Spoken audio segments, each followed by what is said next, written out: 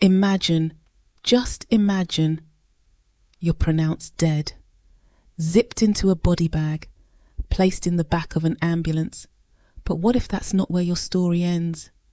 What if your soul is watching it all happen above your lifeless body, seeing the people, hearing their thoughts? Vinney Tolman's story isn't just about dying and coming back. It's about what he saw while he was gone and the 8 life-changing lessons he wants you to know before you cross over. This isn't a near-death experience you'll forget. This is a journey that changed his life and could change yours. Vinney Tolman was just 25 years old, strong, driven, and chasing the kind of success that back then looked like everything. He was a bodybuilder, juggling work in both construction and TV, and soaking in the attention that came with a chiseled physique. But on January 18th, 2003, everything changed. He and a friend took a supplement they'd ordered online from Thailand. It was supposed to help with muscle recovery, but what they didn't realise was that the American version was only 5% concentrated. This one, it was a full 100%. Within minutes, Vinney felt his body shutting down, chest tightening, dizziness setting in. Thinking food might help, the two headed to a Dairy Queen. His friend collapsed in a booth. Vinney barely made it into the restroom before his world went black. Behind that locked door, his body began to seize. He vomited, then aspirated, and as his lungs filled, he suffocated. He died. On the floor of that Dairy Queen bathroom, Vinney's physical body was lifeless. He had no pulse, no breath, nothing. Here's a short audio clip from Vinney himself, describing the moment he collapsed. And we stumbled into the Dairy Queen. I stumbled in first. My buddy stumbled in and collapsed on a booth while I went in the bathroom and I locked the door. And I passed out on the floor on my back, and I began to aspirate. I began to vomit my own, or breathe my own vomit as it came up. And that's what did me in. That's what actually killed me, is I had aspirated. Vinney's body lay motionless on the bathroom floor of a Dairy Queen. A customer eventually tried the door, found it locked, and alerted staff. It had been 45 minutes since he collapsed. By the time paramedics arrived, he was cold to the touch. No breath, no pulse, no response. He was officially pronounced dead on arrival. They zipped him into a bright yellow body bag, strapped it down to a gurney, and loaded it into the back of an ambulance. And yet, somehow, Vinney was watching all of it happen from above.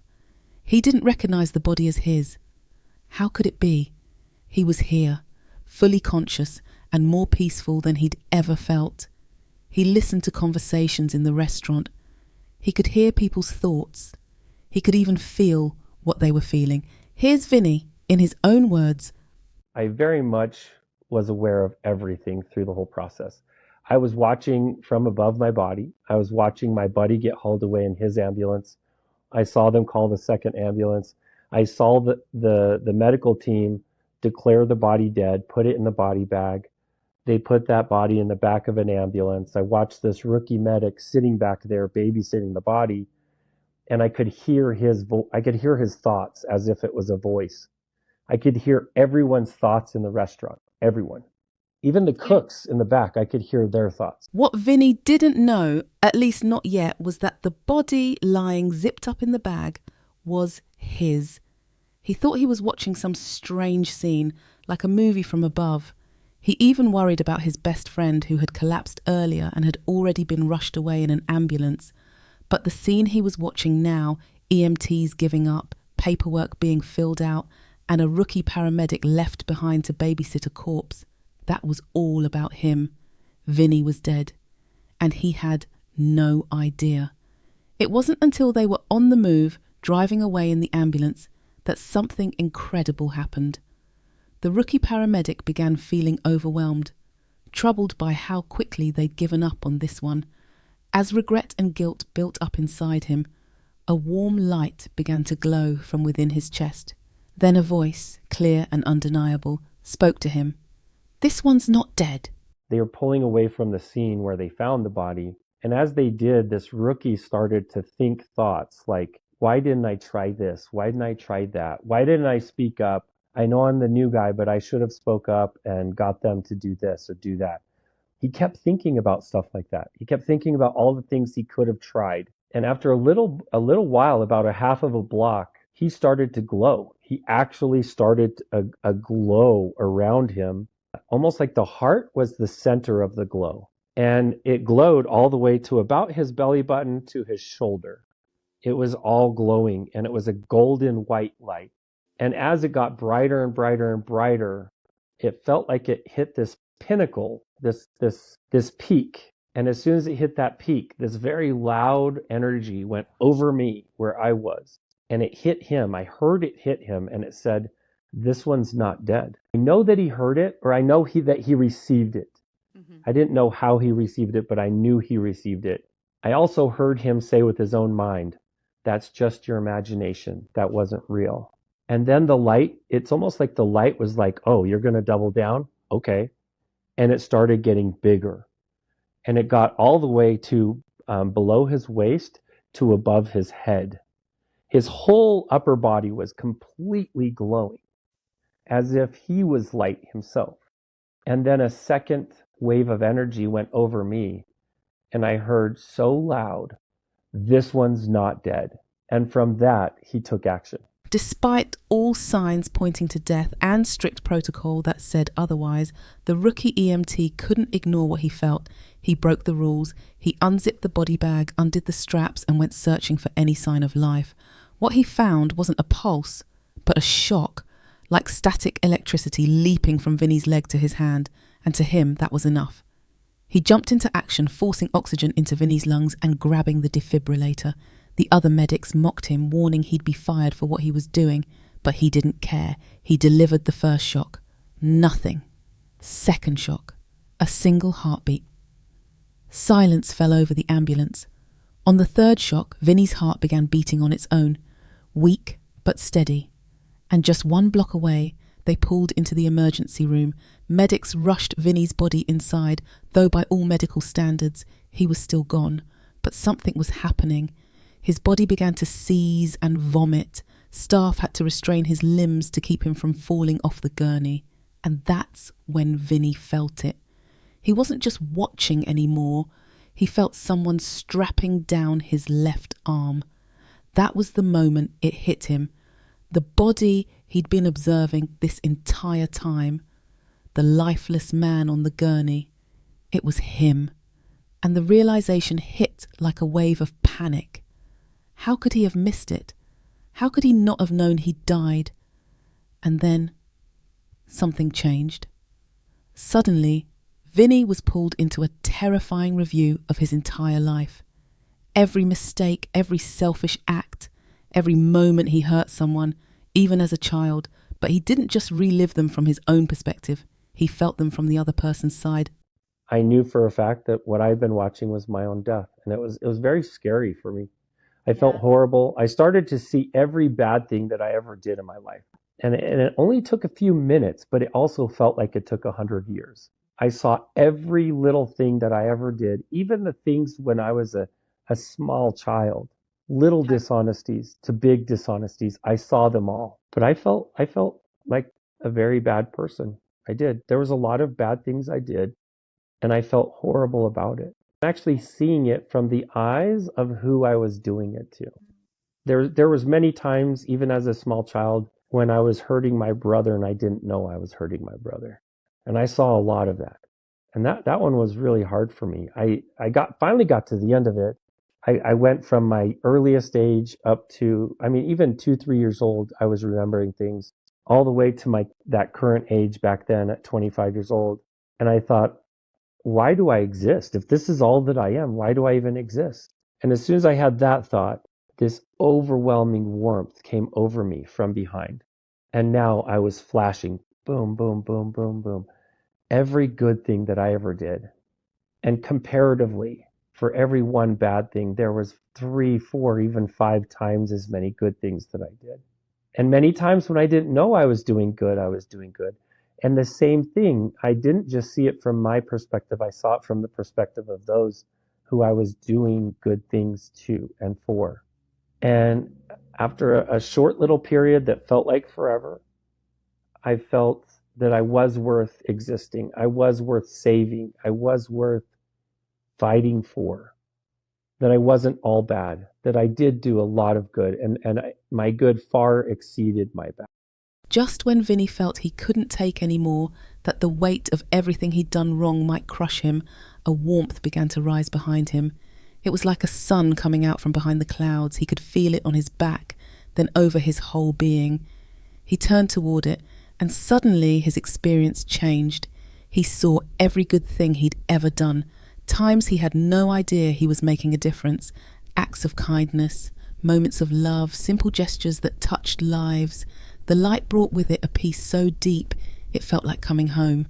He was surrounded by love, not the kind you earn, but the kind that just is, unconditional, unshakable. Then he saw a man radiating that same love. Vinney thought, this must be God. But the man gently responded, no, son, I'm not God, I'm your guide. The man standing before him radiated love, pure, unfiltered love.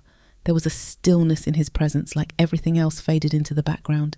He didn't speak with words, but Vinney felt his thoughts. This guide, whoever he was, felt more familiar than a stranger should. And the feeling of home deepened. Vinney was given a choice. He explained that he could take me back to my body, or he could take me into my future. And I, of course, did not want to go back to the body. It looked like hell. Literally, it looked like hell, what the body was going through at that very moment. It was being straddled by this nurse. They were injecting things into the chest. They were doing all sorts of stuff to the body. It looked horrible. I knew I didn't want that. So I asked him, I said, hey, I noticed this tremendous love coming off of you. Can I go where that comes from? And he got very excited. He's like, that's from your home. I'll take you to your home.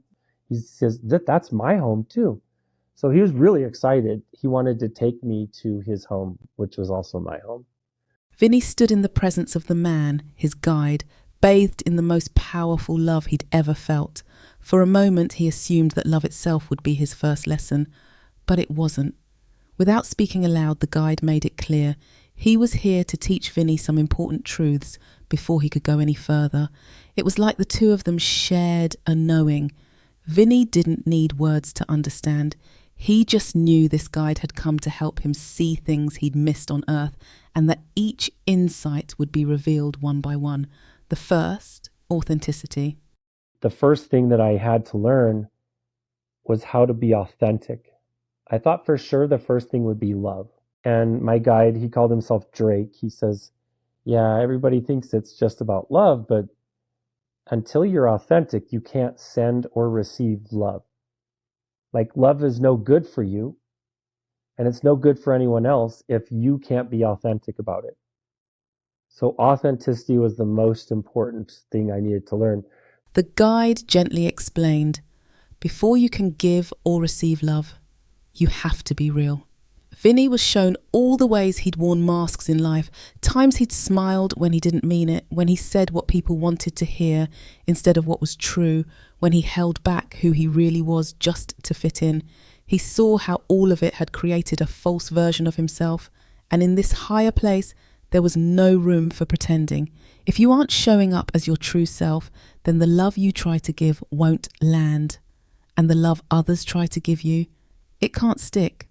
Not really, because it's touching a version of you that doesn't exist. Vinney realised you can't hold love if you're not holding your truth. Once Vinney understood authenticity, really understood it, his guide revealed the next lesson.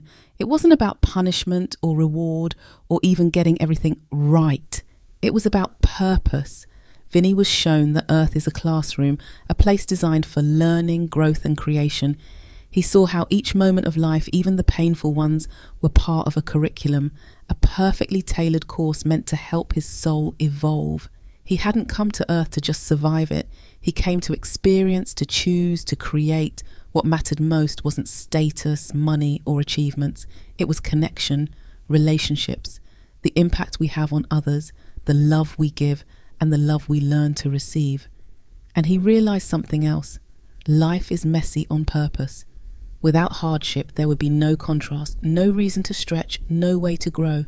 His guide made it clear, if Earth was easy, there'd be nothing to gain from it. And once I could get a gist of authenticity, life as a classroom, then he showed me it was about love and loving everyone. But learning to truly love everyone, even who we perceive as our enemies, we need to learn how to love them, because sometimes our enemies run us into the right places in life. And sometimes our enemies are the very learning that we needed to shape us into who we are. As Vinney absorbed the truth that Earth was a classroom, he assumed the next lesson would be about love, and he was right, but not in the way he expected. His guide Drake explained that love isn't just something we feel, it's something we become, but we can't truly give or receive love, not fully, until we first become authentic and understand why we're here. Only then can we love others as they are, even those who've hurt us. Vinney was shown that the people we struggle with the most can often be our greatest teachers, not because they're right, but because their presence challenges us to grow, to forgive, and to open our hearts wider than we thought possible. Even those we label as enemies might be serving a deeper purpose. By now, Vinney thought he was ready. He felt like he had learned all he needed to understand this experience, authenticity, purpose, and love. But his guide wasn't finished. Each time Vinney believed the lessons were over, Drake would lovingly say, "Vinney, I love that you think you have everything you need, but let's look at one more thing." And then he brought up something Vinney didn't expect. Prejudice. Vinney was quick to respond, "Oh, we don't need to talk about that. I'm not prejudiced." And that's when he asked me, well, how do you feel about prejudiced people then? And I went off. I was like, I'm going to tell you about prejudiced people. Vinney didn't hold back. He went on a full rant. He called prejudiced people ignorant, small-minded, hateful, describing them with every negative label he could think of. But Drake just smiled. A patient, knowing kind of smile. That's when it hit him. By judging those who judge, he was doing the very same thing. He realised something he'd never seen before. You can't be truly for love if you're against people, even if those people are hard to understand, even if they're wrong. Well, as soon as I had accepted that, yes, I had been prejudiced against prejudiced people, I learned to love even the prejudice. Vinney was stunned, not just by the insight, but by how deeply it landed. He understood now true love doesn't come with exceptions, not "I'll love them if they change" or "I'll love them when they agree with me." It means loving even those who are hardest to love, because hurt people hurt people. Vinney was shown that behind every harsh word, behind every act of cruelty, there's often pain, trauma, fear. People projecting their own wounds onto the world. Drake explained that if we can reach someone before they become the one who hurts others, if we can meet them with compassion instead of judgment, we might actually stop the cycle. The next lesson was about influence. Vinney's guide gently pointed out that he himself had sometimes been a negative influence, and it was time to change that. Vinney was shown just how much the world around us shapes who we become. Every conversation, every show we watch, every person we let close, it all leaves a mark. And slowly, those influences start shaping our thoughts, then our choices, and eventually our lives. His guide didn't tell him to avoid negative influences out of fear, but out of clarity. Negative voices, whether from media, environments, or even people, can quietly pull us off course, not all at once, but little by little they distort our thinking and make it harder to hear our inner guidance. Is if we are surrounded by negative energies, we will eventually create negative things. If we surround ourselves with positive energies, or better yet, even if we're in a negative environment, but we hold on to positive energy or positive thoughts, positive ideas, Eventually, if we act upon those positive energies, they will lead us out of the negative environments. Vinney was encouraged to protect his peace, to avoid anything that drains or darkens his spirit, and to instead surround himself with the light, uplifting people, inspiring messages, environments that bring out his best self, because positivity isn't just about feeling good, it's about staying aligned with our higher purpose, with God, and with the kind of life we were truly meant to live. The next lesson was about the power of choice. Vinney's guide, Drake, made it clear, our lives aren't just a series of random events. We are constantly choosing. Every thought we dwell on, every word we speak, every action we take, even the little things like how we react to someone in traffic or whether we pick up our phone or sit in silence, are shaping us. Vinney was shown that free will isn't just a concept, it's sacred. Because what we choose again and again becomes who we are. He saw how some souls come to earth and choose bitterness. Others, despite great pain, choose love. That's the real power. Not what happens to us, but how we respond. Vinney realised he wasn't a victim of circumstance. He was a co-creator. And with that responsibility came a gift, the ability to course correct, to choose differently, to choose better at any moment.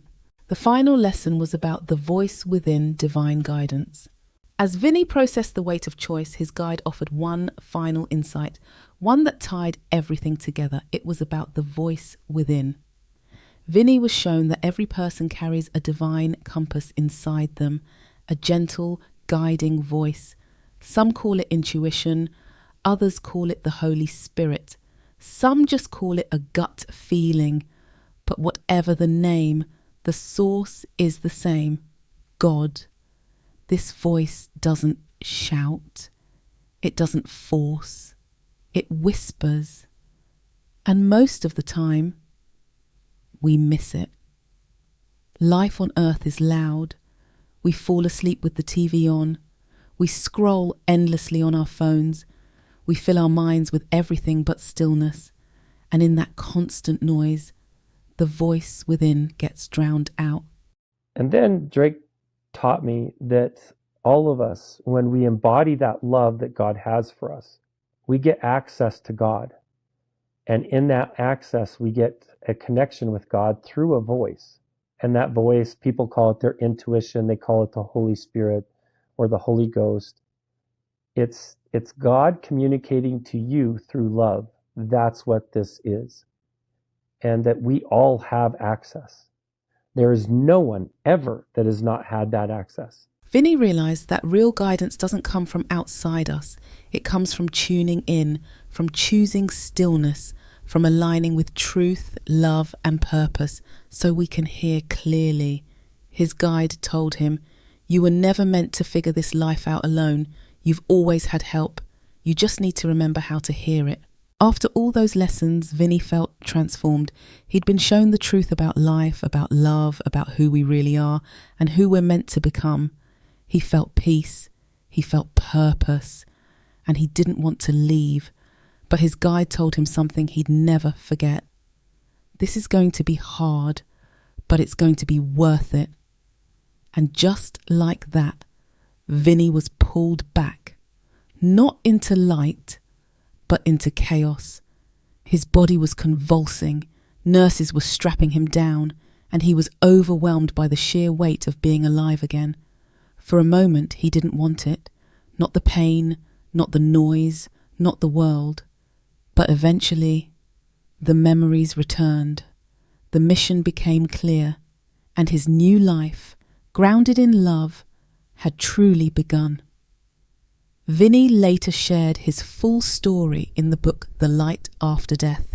In it, he opens up even more about what he saw, how it changed him, and how those same lessons can change us too.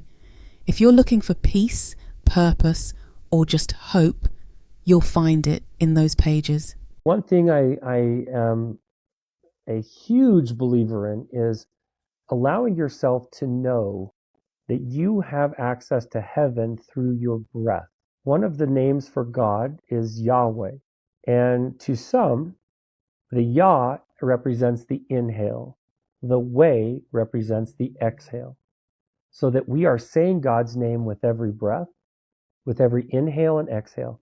That means the first thing we do when we're born is we say God's name.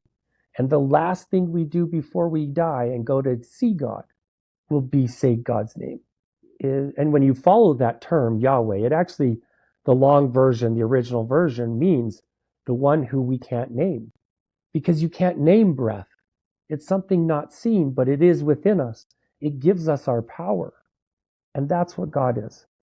God is a force, an energy. You don't have to believe in God. God's going to believe in you. But allow that force, that energy of your breath to be a power, because it is a power. If this story moved you or made you think, there's more where that came from. On this channel, we explore powerful near-death experiences and life-changing lessons about the afterlife, God, and our true purpose. So if you're curious, inspired, or just want more answers, make sure to like, subscribe, and tap on one of the videos on your screen now. Thanks for being here. See you in the next one.